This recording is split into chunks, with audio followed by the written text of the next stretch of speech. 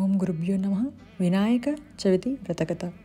వినాయక వ్రతకథ చదివేవారు, పూజలో కూర్చునేవారు ముందుగా చేతిలో కొద్దిగా అక్షింతలు పట్టుకొని మనం ఈ కథ వినాలి. కథ పూర్తయిన తర్వాత వాటిని తమ శిరస్సు పైన ఉంచుకోవాలి. పూర్వం చంద్రవంశానికి చెందిన ధర్మరాజు దయాదయాదులతో మాయాజూదముతో అన్నీ చేసి రాజ్యాన్ని పోగొట్టుకొని భార్య సోదరులతో వనవాసం చేస్తూ ఒకనాడు నైమిసారణ్యానికి చేరుకున్నాడు. అక్కడ శౌనకాది ఋషులకు అనేక పురాణ రహస్యాలను బోధిస్తున్న సూత మహామునిని దర్శించి తనకు తిరిగి రాజ్యం పొందే మార్గం, వ్రతం ఏదైనా ఉంటే చెప్పమని ధర్మరాజు కోరారు. అప్పుడు సూత మహర్షి సకల శుభాలను ఒసగే వినాయక చవితి గురించి వివరించారు. విఘ్నేశ్వరోత్పత్తి, చంద్రదర్శన దోషకారణం, శాప మోక్షం గురించి ఆ మహాముని చెప్పసాగెను. గజాసురుడనే రాక్షసుడు తన తపస్సుచే పరమేశ్వరుని మెప్పించి తనను ఎవరూ వధించజాలకూడదని శక్తిని ప్రసాదించమని కోరాడు. అలాగే శివుడు తన కడుపునందు నివాసించాలని కోరడంతో అందుకు శివుడు అతడి కుక్షియందు బందీ అయినాడు. దీంతో ఆ అసురుడు అతడు అజేయుడైనాడు. తన భర్తకు కలిగిన ఈ స్థితి పార్వతీదేవికి చాలా బాధపడింది. దీంతో జగన్మాత వైకుంఠానికి వెళ్ళి విష్ణువుని తన భర్తను విడిపించి ఉపాయం చెప్పమని కోరింది. అప్పుడు శ్రీమన్నారాయణుడు గంగిరెద్దుల వేషం ధరించి నందీశ్వరుడిని గంగిరెద్దుగా వెంట తీసుకొని వెళ్ళినాడు. గంగిరెద్దును ఆడించి గజాసురుడిని మెప్పించాడు. ఈ ఆనందంలో ఏమి కావాలో కోరుకో అని గజాసురుడు అనగా అదే సమయం కోసం ఎదురుచూస్తున్న శ్రీమన్నారాయణుడు నీ కడుపునందు శివుణ్ణి తమ వశం చేయమని అడిగారు. అప్పుడు గజాసురుడికి అర్థమైపోయింది తన అంత్యకాలం దాపురించిందని. రాక్షసుడు మాట తప్పకుండా కుక్షియందు ఉన్న శివుణ్ణి ఉద్దేశించి, ప్రభూ, ఇక నేను నా శరీరాన్ని వీడే సమయం వచ్చేసింది. శివుడు గజాసురుడి శిరస్సు, చర్మము తీసుకోమని అతన్ని కోరారు. అప్పుడు నందీశ్వరుడు ఉదరమును చీల్చి శివునికి విముక్తి కలిగించారు. తను కోరినట్లుగానే గజాసురుడి శిరస్సు, చర్మము తీసుకొని స్వస్థాన్ముఖుడై వెళ్ళిపోయాడు.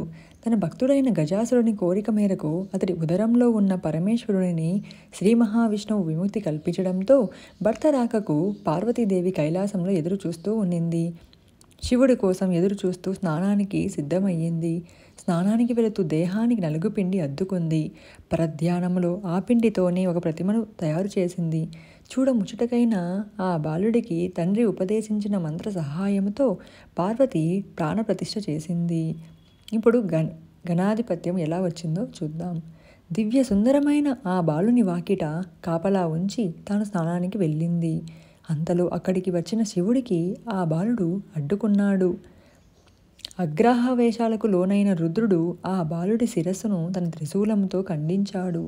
ఆ శబ్దానికి బయటకు వచ్చిన పార్వతీదేవి జరిగిన ఘోరం చూసి కన్నీళ్లు పెట్టుకుంది. దీంతో శివుడు గజాముఖుడి శిరస్సును తెప్పించి ఆ బాలుడికి అతికించి ప్రాణం పోసి గజాననుడు అనే నామం చేశాడు. సర్వ విఘ్నాలకు ఒక అధిపతిని నియమించమని దేవతలు, మునులు, మానవులు పరమశివుణ్ణి కోరతారు. ఆ విషయంలో గణపతి దేవుడు అలాగే కుమారస్వామి ఎవరిని నియమించాలని ఆలోచించిన పరమేశ్వరుడు ముల్లోకాలలోని పవిత్ర నదులన్నిటిలో స్నానం చేసి ఎవరు ముందుగా తన వద్దకు వస్తారో వారికే ఆ ఆధిపత్యం లభిస్తుందని చెబుతాడు. దీంతో కుమారస్వామి తన నెమలి వాహనంపై రివ్వున ఎగిరిపోగా వినాయకుడు మాత్రం తన ఎలుక వాహనంతో ముందుకు కదలలేదు. నారాయణ మంత్రం జపిస్తూ తల్లిదండ్రుల చుట్టూ ప్రదక్షిణ చేస్తాడు. ఆ మంత్ర ప్రభావంతో ప్రతి తీర్థంలోనూ కుమారస్వామి కంటే ముందు వినాయకుడు ప్రత్యక్షమవ్వగా ఈ విధంగా 3 కోట్ల నదులలో వినాయకుడే ముందు స్నానం చూసిన ఈ కుమారస్వామి కైలాసానికి వెళ్ళి మహిమాన్వితుడైన అన్నగారికి ఆధిపత్యం ఇవ్వమని తండ్రిని కోరతారు. ఆ విధంగా వినాయకుడు విఘ్నాలకు అధిపతి అవుతాడు. అలాగే గణేశుడి శక్తి సామర్థ్యాలను పరిశీలించి భాద్రపద శుద్ధ చవితి నాడు గణాధిపత్యం కట్టబెడతాడు. ఆ రోజున తన భక్తితో సమర్పించిన ఉండ్రాళ్ళు, కుడుములు, పిండి వంటలు, పండ్లను సుష్టిగా తిన్న వినాయకుడి నడవడానికి ఇబ్బంది పడుతూ కైలాసం చేరుకుంటాడు. శివుడి శిరస్సుపైన ఉన్న చంద్రుడు గణనాథుని అవస్థలు చూసి పక్కున నవ్వుతాడు. రాజు దృష్టి తోకితే రాళ్ళు కూడా నుజ్జునవుతాయి కదా, అదేవిధంగానే విఘ్ననాథుని ఉదరం పగిలి అందులోని ఉండ్రాళ్ళు కుడుములు బయటికి వచ్చి అచేతనుడైతాడు. దీంతో ఆగ్రహించిన పార్వతీదేవి, పాపాత్ముడా, నీ దృష్టి సోకి నా కుమారుడు అచేతనంగా పడి ఉన్నాడు. కాబట్టి నిన్ను చూసిన వారు పాపాత్ములై నీలాపనిందనలు పొందురుగాక అని శపించిరి. ఈ విధంగా మనకు పార్వతీదేవి చంద్రుని శపించిన సమయంలో ఋషిపత్నులు భార్యలు కూడా అక్కడే ఉండి యజ్ఞం చేస్తూ అగ్నిదేవునికి ప్రదర్శన చేస్తూ ఉంటారు. అగ్నిదేవునికి ఋషిపత్నుల మీద మోహం కలిగింది. కోరిక తీరక శపిస్తారేమో అనే భయంతో అగ్ని క్షీణింపసాగాడు. తన భర్త కోరిక తెలుసుకున్న స్వాహాదేవి ఋషుల భార్యల రూపంలో అగ్నిదేవుడిని చేరింది. అగ్నిదేవుడితో ఉన్నది తమ భార్యలేనేమోనని భ్రాంతి చెంది ఋషులు వారిని విడిచిపెట్టేస్తారు. శాపగ్రస్తుడైన చంద్రుని చూడటం వలనే ఇలా ఋషిపత్నులకి ఈ ఆపద కలిగిందని వాళ్ళందరూ గ్రహించి మరణించిన విఘ్నేశ్వరుని బ్రహ్మదేవుడు తిరిగి బ్రతికించాడు. తరువాత పార్వతీదేవితో, అమ్మా, నీవు చంద్రునికి ఇచ్చిన శాపం వలన ఆపద కలిగింది, కావున శాపాన్ని ఉపసంహరించుకో అని కోరాడు. అప్పుడు పార్వతీదేవి, ఏ రోజున చంద్రుడు విఘ్నేశ్వరుని చూసి నవ్వాడో ఆ రోజు చంద్రుడిని చూడకూడదు అని శాపాన్ని సవరించింది. ఆ రోజు నుంచి భాద్రపద శుద్ధ చవితి నాడు చంద్రుని చూడకుండా జాగ్రత్తగా ఉండి సుఖంగా ఉన్నారు. కాలక్రమేణా ద్వాపర యుగంలో ద్వారకలో నివాసం ఉన్న శ్రీకృష్ణుడు నారదుడిని కలిశాడు. కాసేపు పిచ్చాపాటి మాట్లాడాక, స్వామి, ఈరోజు వినాయక చవితి, పార్వతీదేవి శాపం కారణంగా చంద్రుని చూడకూడదు, నేను వెళ్తాను అని కృష్ణుడికి చెప్పి నారదుడు వెళ్ళిపోయాడు.